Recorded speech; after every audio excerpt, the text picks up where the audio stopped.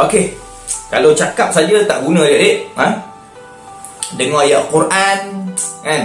Kalau Ustaz ni cerita tentang benda lain, dia tak masuk adik-adik. Jadi dah kita tahu tentang kelebihan daripada dalil tadi, kelebihan orang yang minta maaf. Allah Ta'ala kata apa? Orang yang memaafkan orang lain ni orang yang muhsin, orang yang baik kan. Dan memang dalam agama kita memang ada sifat pemaaf ini sebab dia hampir kepada takwa. Satu. Dan bukan setakat Allah Ta'ala sebut begitu, bukan Nabi cakap macam tu, tetapi Nabi mencontohkan kita. Macam mana Nabi contohkan? Jom kita tengok jadi. Contoh yang pertama, sifat pemaaf melalui tauladan kita Nabi Muhammad SAW. Habar telah memanah unta. Adik-adik tengok ni. Habar telah memanah unta yang dinaiki oleh Sayyidatina Zainab radhiyallahu anha semasa dalam perjalanan ke Madinah sehingga menyebabkan unta itu jatuh. Allahu Akbar. Sayyidatina Zainab radhiyallahu anha terhumban dari atas unta hingga gugur kandungannya. Habar datang menemui Rasulullah SAW di Madinah untuk meminta maaf. Lalu baginda memaafkannya. Habar kemudian memeluk Islam. Inilah contoh memaafkan, di mana Habar telah memanah Habar telah memanah unta yang dinaiki oleh Sayyidatina Zainab radhiyallahu anha. Zainab ni puteri Rasulullah SAW pada waktu itu tengah mengandung ni. Semasa dalam perjalanan ke Madinah sehingga menyebabkan unta itu terjatuh. Panah, Zainab tengah mengandung, jatuh. Okey, Sayyidatina Zainab terhumban dari atas unta hingga gugur kandungannya. Allahu Akbar. Ni kalau bayang kita adik-adik, nak maaf ke? Allahu Akbar. Nak tengok Nabi. Okey, tengok Nabi.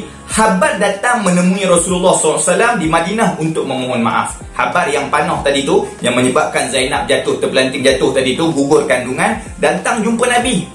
Mohon maaf, ya Rasulullah, aku minta maaf. Lalu baginda memaafkannya. Habar kemudian memeluk Islam. Ini akhlak yang sangat besar adik-adik. Dia memang melunakkan hati orang, menyebabkan orang yang bukan Islam seperti Habar masuk Islam kerana akhlak yang sangat mulia ini. Jadi jom kita usaha untuk jadikan diri kita orang yang memaafkan orang lain. Faham adik? Cantik.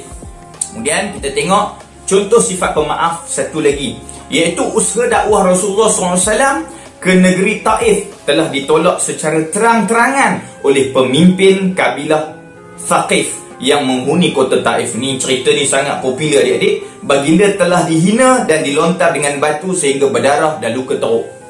Sehingga diriwayatkan bahawa capal, iaitu kasut selipar yang dibawa, yang dipakai oleh baginda berbunyi kesan daripada darah yang bertakung di dalam kasut baginda ataupun capal baginda ataupun selipar baginda tu. Nak senang faham kan? Jadi berbunyi, berjalan tu berbunyi, menunjukkan darah banyak jatuh kerana dibaling oleh batu oleh penduduk kabilah Thaqif ni. Okey dia. Kemudian Allah telah mengutuskan malaikat Jibril alaihissalam dan malaikat penjaga gunung untuk menimpakan gunung ke atas penduduk Taif. Datang malaikat Jibril, datang malaikat penjaga gunung, ya Rasulullah, kami nampak apa yang berlaku pada kamu sekarang. Nampak. Sekarang kami nak buat sesuatu sebagai balasan apa yang dibuat pada kamu. Apa dia? Menimpakan gunung ke atas penduduk Taif. Angkat gunung, hempak atas penduduk Taif biar habis semua sekali. Apa jawab baginda Nabi Muhammad SAW yang dalam hati dia ada satu sifat pemaaf yang mendahului segala-galanya? Apa adik? Tengok Nabi cakap apa. Nabi cakap, lantas baginda menjawab, wahai Jibril, jangan lakukannya.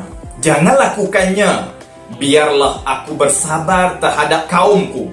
Semoga Allah Subhanahu wa Ta'ala akan melahirkan daripada zuriat mereka orang-orang yang beriman kepada Allah Subhanahu wa Ta'ala. Allah pemaaf. Dan alasan dia apa? Alasan dia kata apa? Semoga Allah Subhanahu wa Ta'ala melahirkan daripada zuriat mereka orang-orang beriman kepada Allah. Tak apa mereka marah aku, tak apa. Tapi mereka buat aku macam ni, tak apa. Tapi aku harapkan daripada benih mereka ini akan lahir zuriat mereka yang beriman kepada Allah. Memang berkat apa yang disebutkan oleh Nabi ini sehingga sekarang kalau adik-adik pergi ke kota Taif, di kota Taif yang besar itu, semuanya 100% Islam. Dan adik-adik tengok doa yang dipanjatkan. Dan ini menunjukkan bahawa apa? Kalau orang buat dekat kita, kita jangan buat ke orang. Bahkan kita mendoakan dia sebagaimana yang ditunjukkan oleh Nabi Muhammad sallallahu alaihi wasallam. Baginda lantas berdoa kepada penduduk Taif, "Ya Allah, berilah petunjuk kepada kaumku, sesungguhnya mereka tidak mengetahui. Allahumma hdi qaumi innahum la ya'lamun." Wahai Allah, beri hidayah pada kaumku dan janganlah, orang kata apa, sesungguhnya mereka tidak mengetahui. Innahum la ya'lamun. Inilah doa yang dipanjatkan oleh Nabi Muhammad sallallahu alaihi wasallam. Kemudian Rasulullah SAW sentiasa berlapang dada memaafkan kesalahan orang lain. Satu, orang kata apa, satu akhlak yang sangat indah. Ni baru dua adik-adik, banyak lagi kisah lain, tapi cukuplah dua ni nak menunjukkan bahawa apa, pemaaf melunakkan hati. Dan sifat pemaaf ini dicontohkan oleh Nabi Muhammad sallallahu alaihi wasallam. Bukan sekadar bercakap, bukan sekadar orang kata apa, menyuruh orang, tetapi Nabi sendiri di dalam diri dia ada satu sifat pemaaf yang mendahului segala-galanya. Jadi kita kena buat apa, adik-adik? Kita kena buat apa? Jawab. Ya, memaafkan orang lain. Faham? Cantik, adik-adik.